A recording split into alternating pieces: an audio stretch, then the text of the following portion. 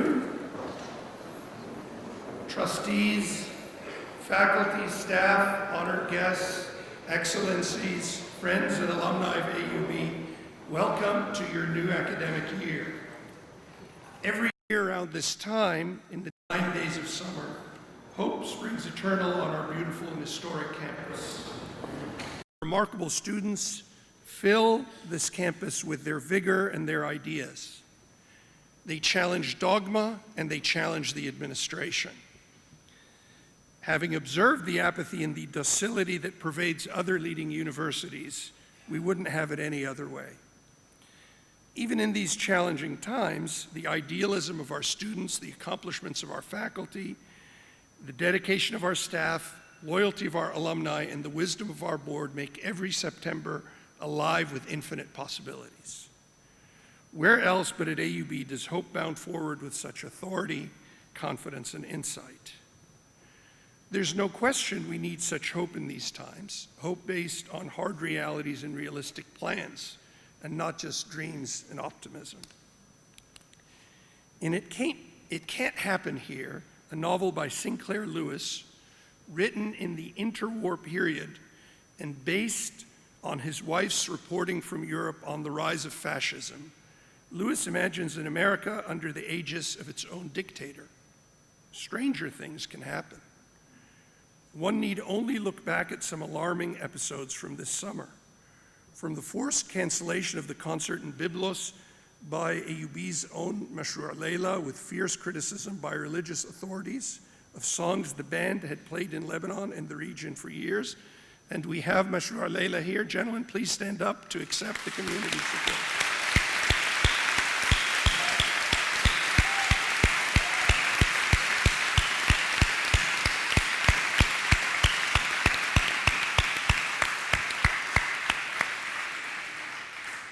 To the President of the United States urging its closest regional ally to ban the entrance of America's only 2 Muslim congresswomen, to the Hong Kong riots intended to hold on to the populace's long-earned rights to freedom of speech and a fair trial, strange things have been happening, few of them reassuring. In fact, one could describe this summer as one where Elvis Costello could rightfully cry, "What's so funny about peace, love, and understanding?" But we are not here to rail against the lack of fairness, justice, and opportunity in the world. Rather, we exist to give hope to the hopeless, opportunity to the unfortunate, learning to the deserving, irrespective of their abilities to pay for that world-class education.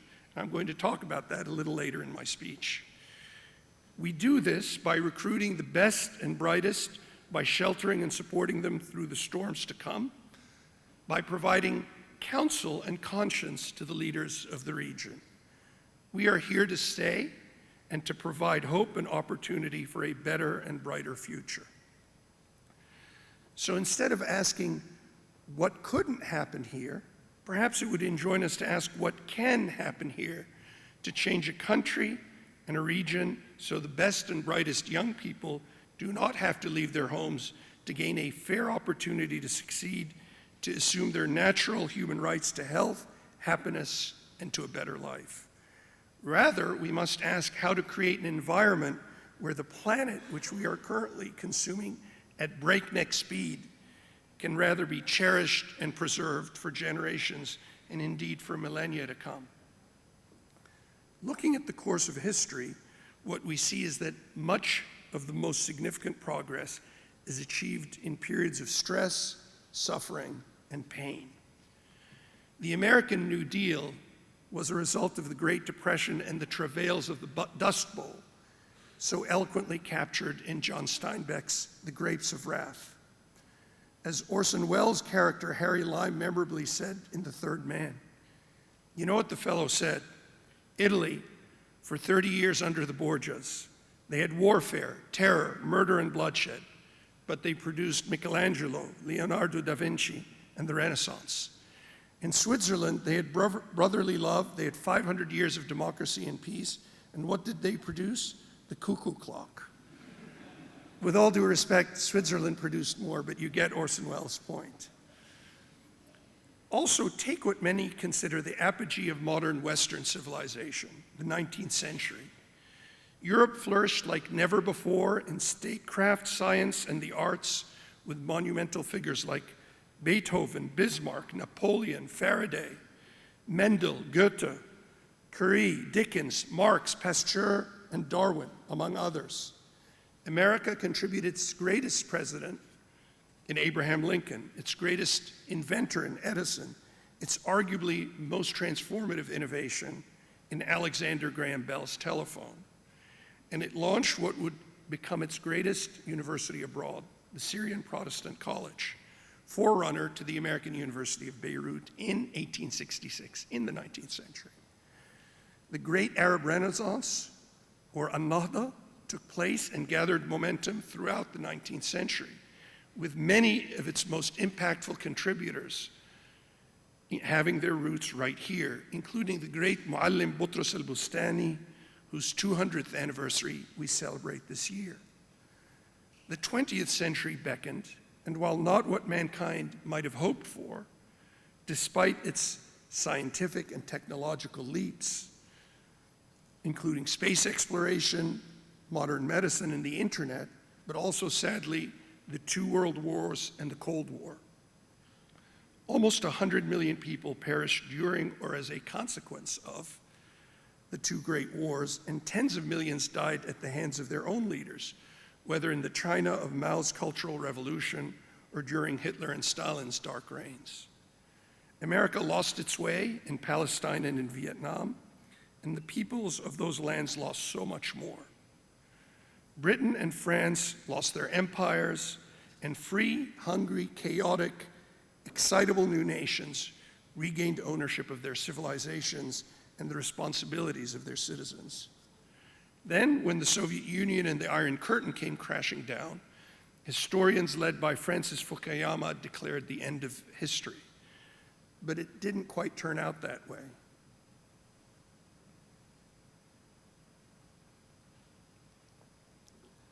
If the 20th century was what a European friend of mine considers a course correction after the glory and the pinnacles of the 19th century, what are we to say of the 21st century so far? Growing financial and economic disparities, exclusive right-wing ethnic nationalism is trumpeted from many of the greatest nations in the world and many of its smallest and most complex, some of whom you may be very familiar with.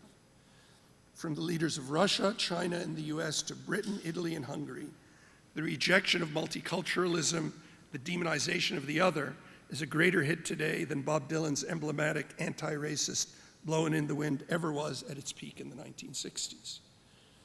How did we get here, and how did the plot of Lewis's "It Can't Happen Here" become so apropos, so possible, even probable in so many of the world's most advanced civilizations? And how do we work to make sure that the 21st century is much more like the highest peaks of the 19th rather than the most desolate valleys of the 20th? So rather than worry about what could happen here, let's focus on accomplishing exactly what we need to get back on track. We can and must start by modeling right here at the world's, and I would say the world's greatest, certainly the West's greatest 19th century contribution to the Arab world, at AUB itself.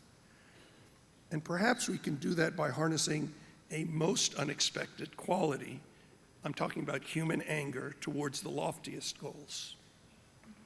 Earlier this year, I read an article in The Atlantic, a wonderful magazine I first picked up in my brother's Yale dorm room in 1982. In this article entitled "Why Are We So Angry?", Charles Duhigg points out that early studies of anger carried out in a small town in my native Massachusetts in 1977 actually indicated that, to everyone's surprise, episodic anger was shown to be quite therapeutic and effective in forcing discussions that led to the resolution of lingering disputes. As Duhigg points out, anger is one of the densest forms of communication. It conveys more information more quickly than almost any other type of emotion.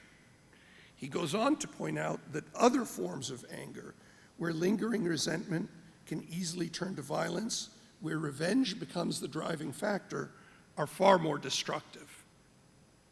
These are precisely the forms of anger that have been leveraged so successfully over the course of much of the 20th century and well into the 21st.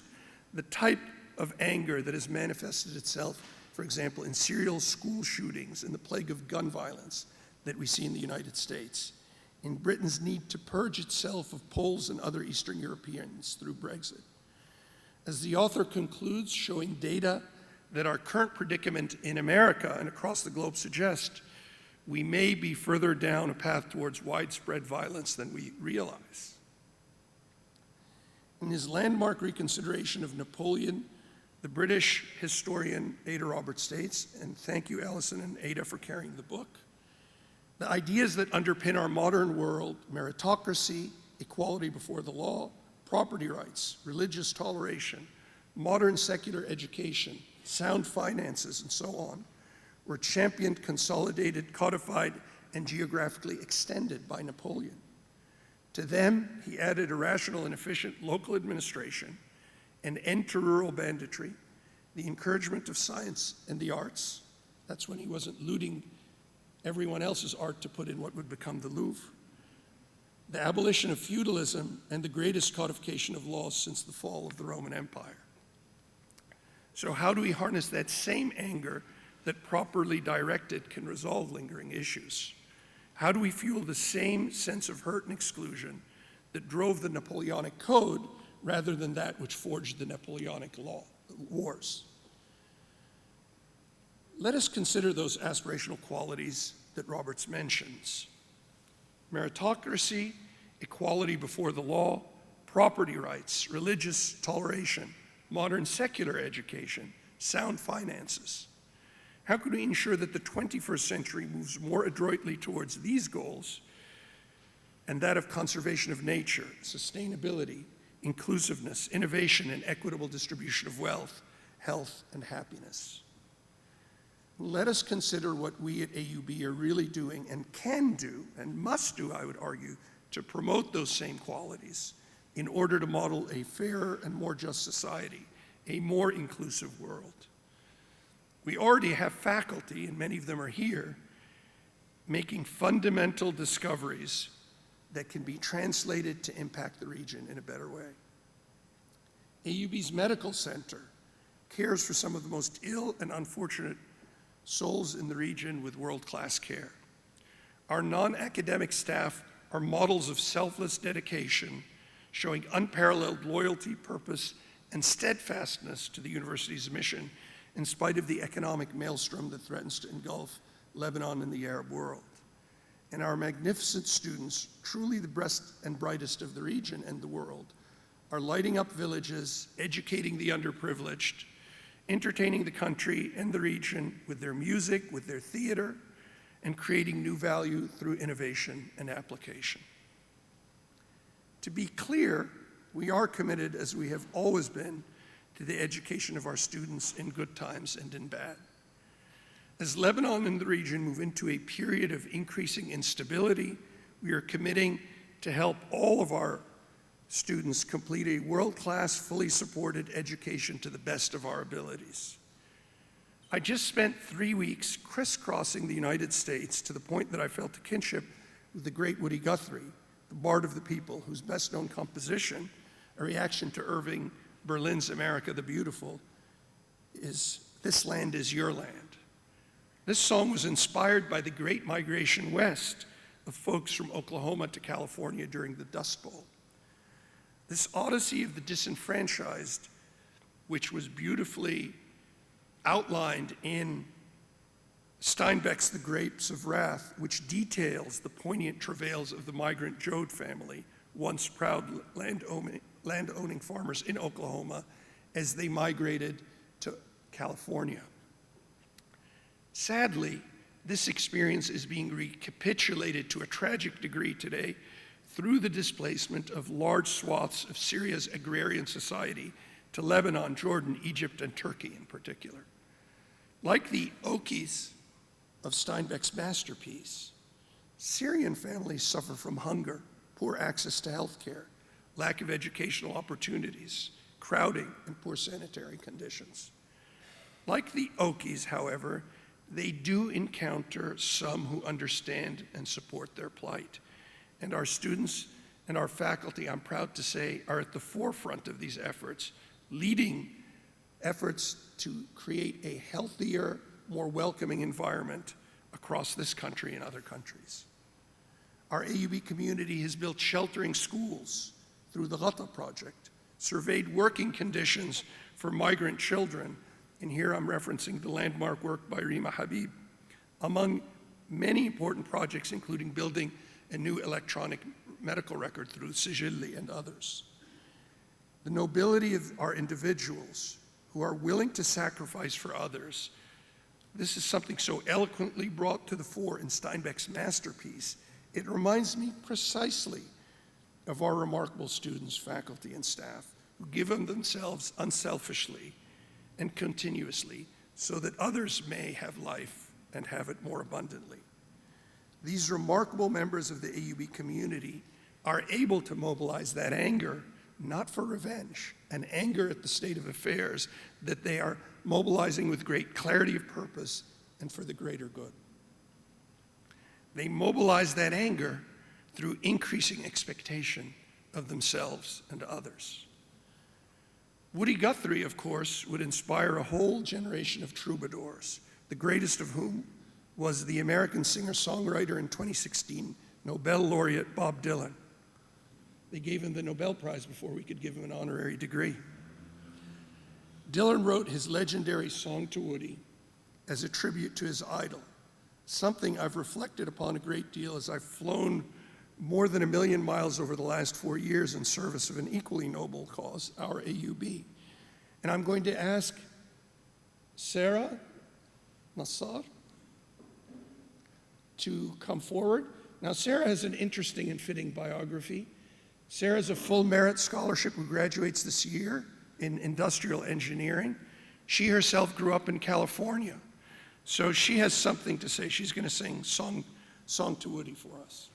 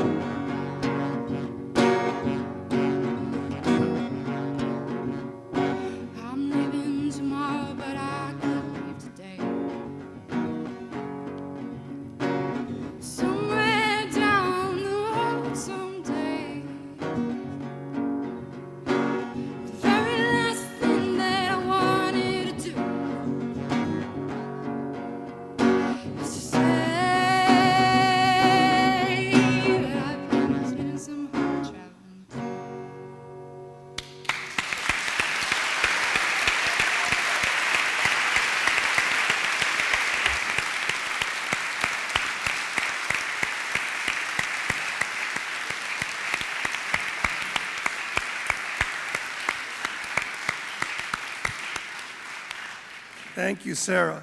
By the way, you should be particularly grateful because until Soha Maidan discovered that Sarah is an honors student, member of the music club choir, merit scholar, it was going to be Alan Shadi and I singing for you with our 2.5 vocal cords.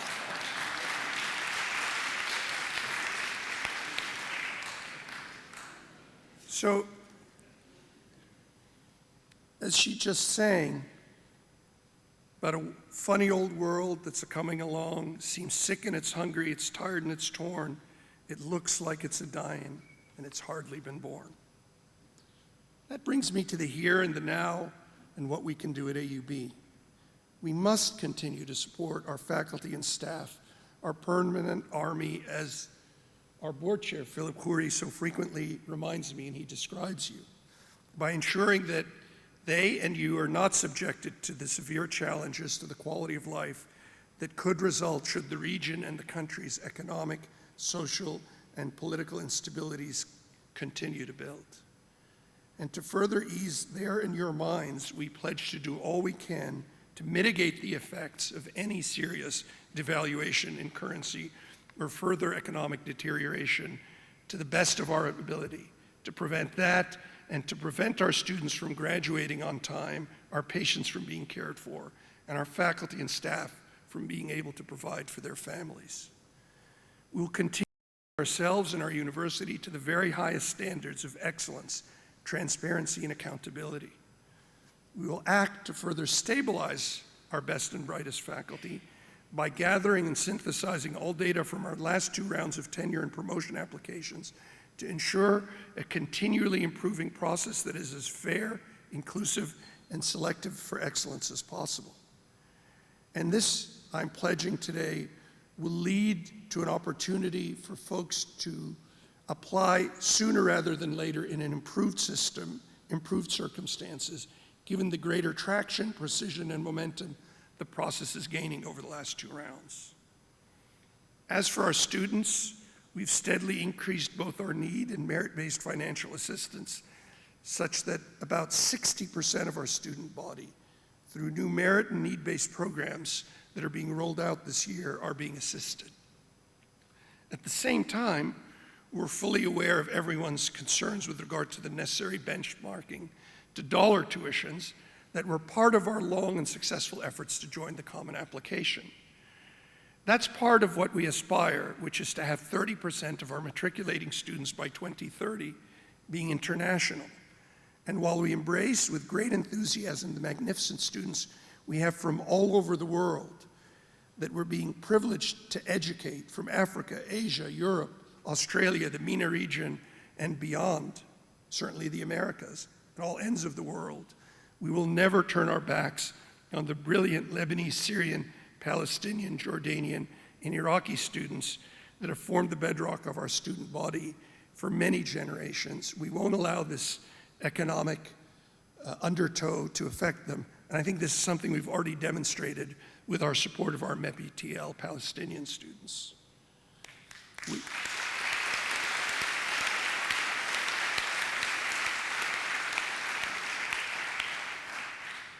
Thank you. We plan to examine each and every day for lessons learned, for deeds accomplished, and for areas where we can improve. And we will do so in a manner befitting this great progressive university, one which admitted women leaders a half-century before the Ivy League schools diversified their gender base. To do so, we come back to the paradoxes of the last 3 centuries. The 19th, which witnessed an explosion of discovery, art, science, and statecraft, carried within it the inescapable stain of empire, of some races and people seeing fit to rule over others. If the 20th century was the one in which empires crumbled, it provided its most inspiring leaders from outside the European spheres, men like Mohandas Gandhi, Martin Luther King, and Nelson Mandela. The 20th century, too, suffered consequences as the scientific explosion led to much longer lifespans and far more medical and engineering advances than ever before. At the same time that we witnessed far greater loss of life through conventional wars, epidemics of communicable and non-communicable diseases, and other means of mass destruction. Both centuries, of course, had their enduring legacies, their bright, shining moments. What then of the 21st century? Of an age of information first heralded more than 150 years ago by Alexander Graham Bell's telephone. Now a near universal means of communication, a source of stupefying information and overwhelming alienation through today's smartphones. What will their enduring impact be? Of transparency and sharing, or of anger and alienation? Perhaps the final words on that should be left to one of the most eloquent of the great men of the 20th century. In an increasingly multicultural world whose linkages can only be strengthened over time by technology and are by our shared values and culture, shared values exemplified at this great and enduring university, the words of Martin Luther King ring more true today than ever before.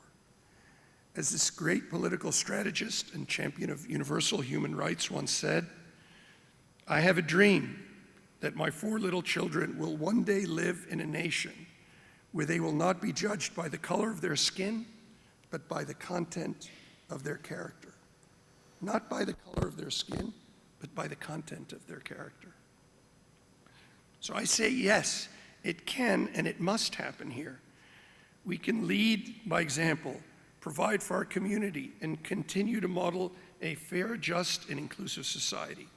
Harkening back to where we started this conversation, to Mashroor Leila and our own Leila, to all our diverse children, biologic, academic, and otherwise, I think in the final analysis, our dream is that all of our own academic and biologic children and the peoples of this great region whose learning we are privileged to lead will one day be judged on the content of your character.